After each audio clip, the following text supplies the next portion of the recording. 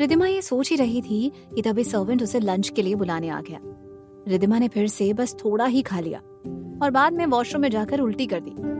रिद्धिमा ने खुद से ही सोचते हुए कहा, ऐसे नहीं चलेगा रिद्धिमा, कुछ सोचो, ऐसे तो बिना कुछ खाए तुम बीमार पड़ जाओगी और यहाँ से भागना तो दूर की बात है, हिल भी नहीं पाओगी। शाम को फिर डिनर के पहले ही रिद्धिमा ने काफी सारे फ्रूट्स खा लिए। रात को जब गौरव आया तो वो काफी स्ट्रेस में लग रहा था। रिद्धिमा ने उससे पूछा, क्या हुआ गौरव, तुम ठीक हो?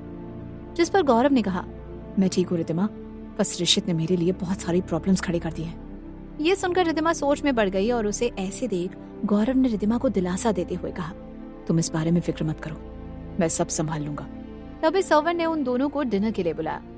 रिद्धिमा ने खुद से ही मन में कहा, चलो रिद्धिमा, अगर दवाई लेने से बचना है तो ड्रामा शुरू कर दो। जैसे ही सर्वेंट ने उन्हें खाना सर्व किया, रिद्धिमा मुंह बनाते हुए चेयर पर से उठ गई और नाराजगी से बोली, मुझे नहीं खाना ये, I don't want to eat this.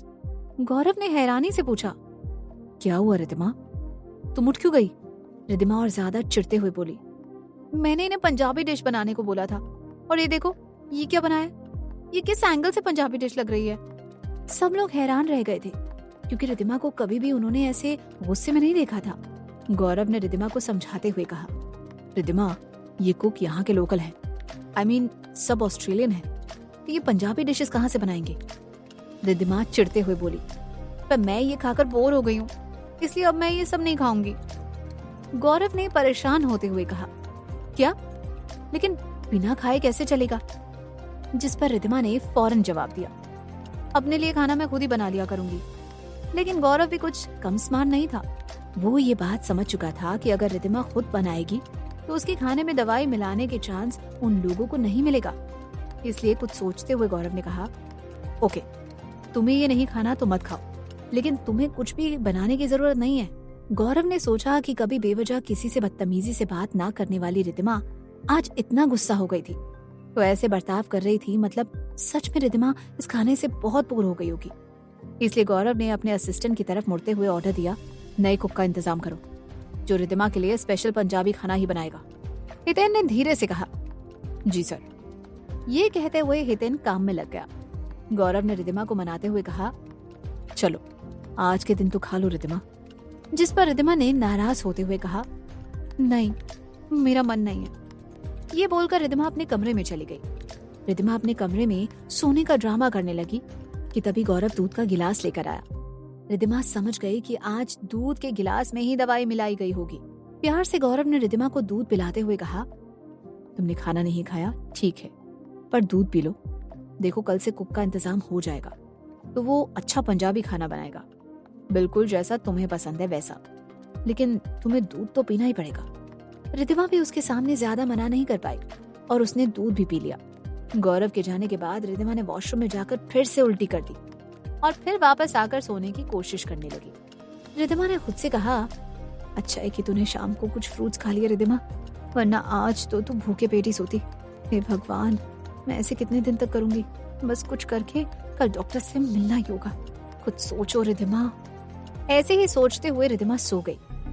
उधर गौरव अपने ऑफिस की प्रॉब्लम्स की वजह से परेशान था तो उसे नींद नहीं आ रही थी।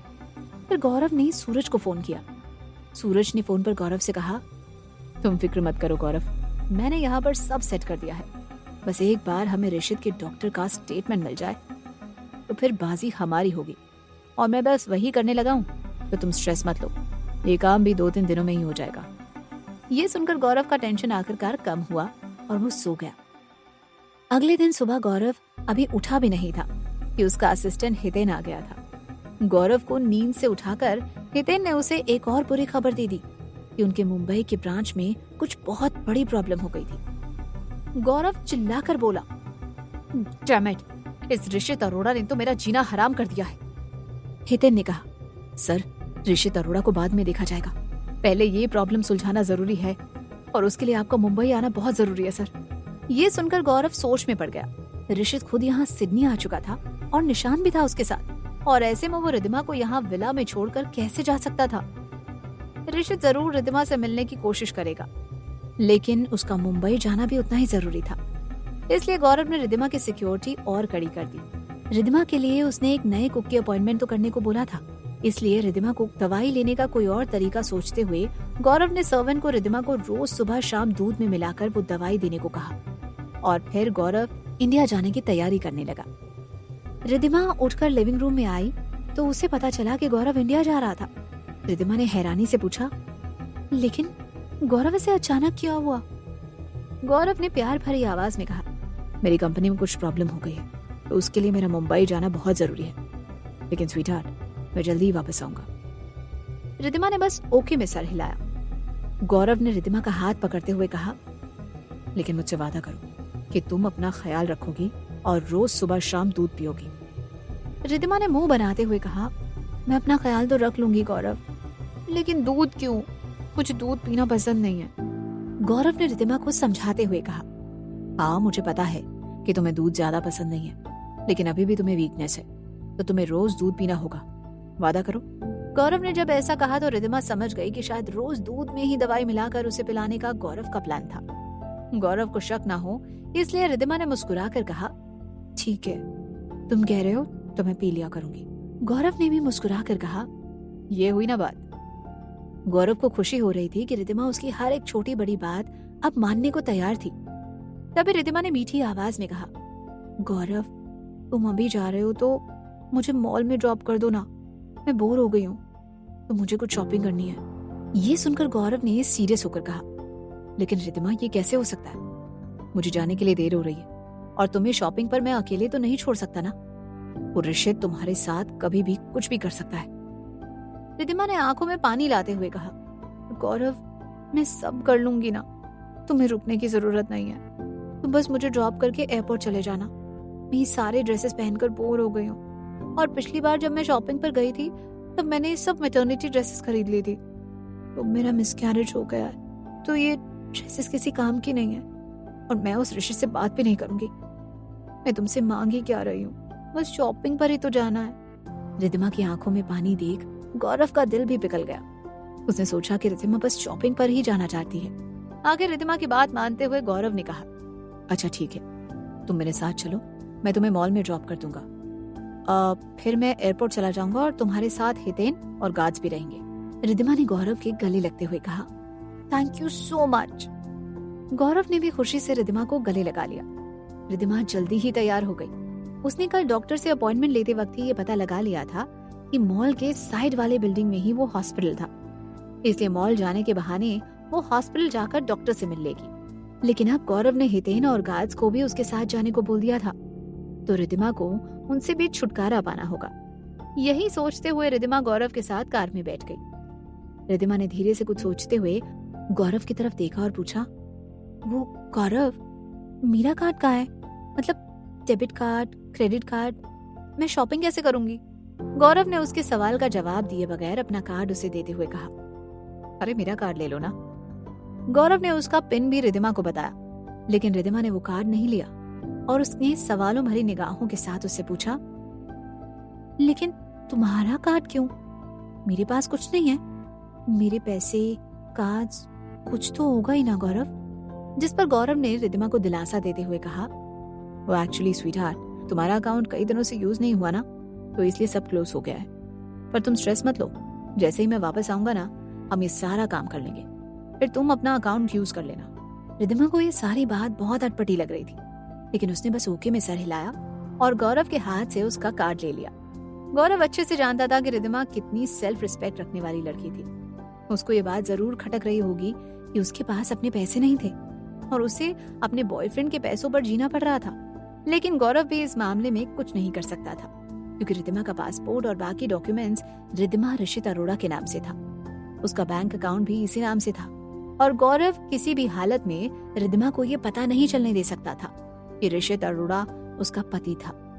गौरव ने रिद्धिमा को मॉल के सामने ड्रॉप किया और उसे गले लगाते हुए कहा, I will miss you sweetheart, take care. Riddhima ने भी ड्रामा करते हुए उसे गले से लगाया और कहा, मिस यू टू गौरव, तुम भी अपना ख्याल रखना और जल्दी वापस आना। गौरव फिर रिद्धिमा को बाय करके एयरपोर्ट के लिए निकल गया। रिद्धिमा मॉल के अंदर जाकर शॉपिंग करने लगी क्योंकि हितेन और बाकी के गार्ड्स उसके साथ ही थे। दूसरी तरफ गौरव का प्लेन इंडिया के लिए टेक ऑफ कर चुका था। उधर रिद्धिमा अभी भी शॉपिंग मॉल में ही थी।